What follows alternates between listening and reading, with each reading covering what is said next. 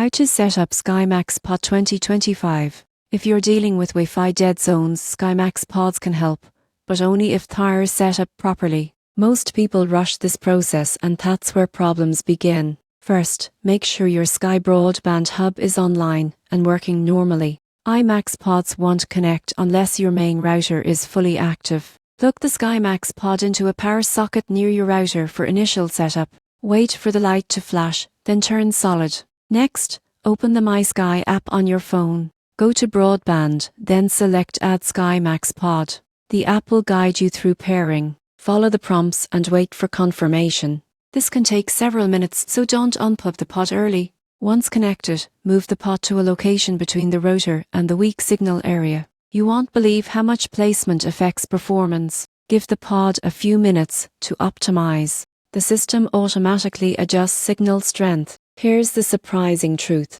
iMax Pod only work with Sky Broadband and cannot be used with third-party routers. Test your connection after setup by streaming or running a speed test in problem areas. In 2025, SkyMax Pods are effective when installed patiently and placed correctly. Subscribe for more Wi-Fi setup guides that make your internet actually usable.